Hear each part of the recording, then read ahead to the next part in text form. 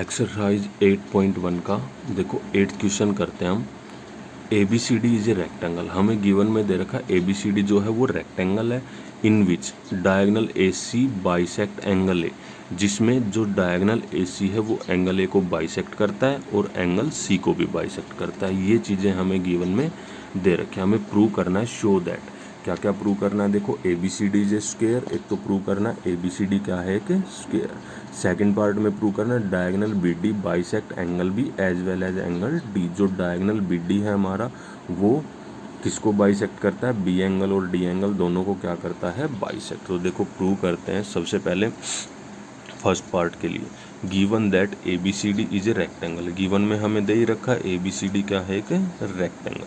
तो angle A is equal to angle C. Angle A किसके equal होगा? सी के इक्वल, क्योंकि दोनों 90 डिग्री के होंगे। रेक्टेंगल के सारे एंगल क्या होते हैं? 90 डिग्री। तो angle A is equal to क्या आ जाएगा? एंगल सी, क्योंकि ईच 90 डिग्री, सारे एंगल क्या होंगे? 90 डिग्री। अब ए का हाफ अगर हम लें और सी का हाफ लें तो भी क्या होंगे? दोनों एंगल इक्वल होंगे। तो दोनों साइड अगर हम 1/2 से मल्टीप्लाई कर देते हैं तो भी दोनों क्या होंगे? इक्वल। अब देखो ए का हाफ, ए एंगल का हाफ, इसका हाफ, ठीक है। हमें गिवन में दे ही रखा है जो ए सी डायगनल है वो एंगल ए को क्या करता है? बाइसेक्ट करता है। तो ए का हाफ हम क्या लिख देंगे? Angle D A C. D A C, ये नीचे वाला जो एंगल है ये क्या हो जाएगा? ए का हाफ। ऐसे ही एंगल सी का हाफ, ये पूरा एंगल सी है, इसका हाफ क्या लिख देंगे हम? डी सी ए, ये वाला एंगल। अब देखो यहाँ से क्या आ गया? ये एंगल और ये एंगल, दोनों एंगल क्या आ गया हमारे? इक्वल। तो इनकी अपोजिट साइड भी इक्वल होंगी। देखो इस एंगल की अपोजिट साइड क्या आएगी? DC, और इस एंगल की अपोजिट साइड क्या आएगी? AD। तो DC किसके इक्वल आ जाएगा? AD के। Opposite side of equal angles, इसको हम इक्वेशन फर्स्ट मान लेंगे। अब क्या करेंगे? देखो D A is equal to B C. जो डी ए साइड है, डी ए किसके इक्वल होगा? बी सी के। ये क्या है? रेक्टेंगल की अपोजिट साइड है। रेक्टेंगल की अपोजिट साइड क्या होती है? इक्वल। ऐसे ही ए बी किसके इक्वल होगा? सी डी के। ए बी और सी डी भी इक्वल होंगे। ये भी क्या है? अपोजिट साइड ऑफ रेक्टेंगल है। ये गिवन में हमें दे ही रखा है। तो अब देखो फर्स्ट, सेकंड और थर्ड इक्वेशन से इन तीनों इक्वेशन को मिला के चारों साइड क्या आ जाएंगे हमारे पास? Equal. A B is equal to B C is equal to C D is equal to क्या आ जाएगा? D A. तो अगर रेक्टेंगल की चारों साइड इक्वल हैं तो वो क्या होगा? एक स्क्वायर। तो ए बी सी डी क्या बन जाएगा? एक स्क्वायर।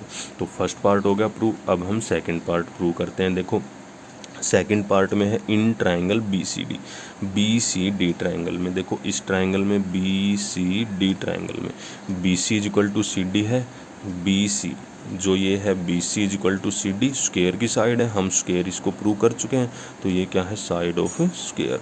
फिर बी सी के अपोजिट एंगल और सी डी के अपोजिट एंगल भी इक्वल होंगे। बी सी के अपोजिट एंगल क्या है? ये बी सी है हमारा, इसका अपोजिट एंगल है ये कौन सा? बी डी सी।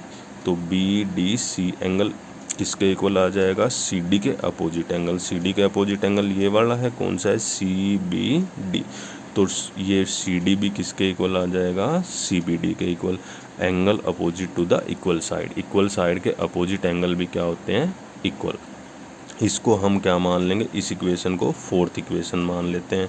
अब देखो एंगल सी डी बी, ये वाला एंगल सी डी बी, ये एंगल, और दूसरा A B D, A B D, ये एंगल और ये एंगल दोनों क्या है? अल्टरनेट इंटीरियर एंगल हैं, क्योंकि ए बी और सी डी पैरेलल हैं।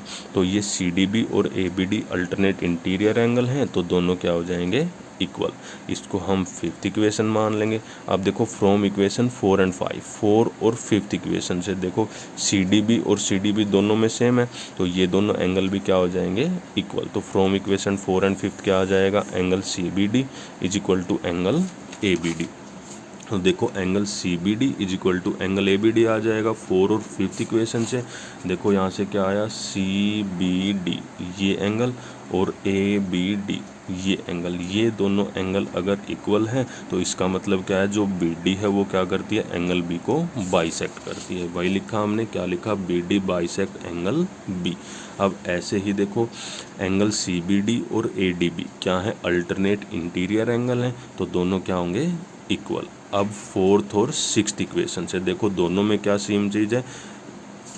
फोर्थ इक्वेशन में क्या है? फोर्थ इक्वेशन ये हमारी क्या है? यहाँ पे सी बी डी, और देखो यहाँ भी क्या है? C B D. तो ए डी बी एंगल किसके इक्वल हो जाएगा, सी डी बी के इक्वल। तो ए डी बी एंगल, ये वाला एंगल किसके इक्वल होगा, सी डी बी के इक्वल। इन दोनों, ये दोनों एंगल इक्वल।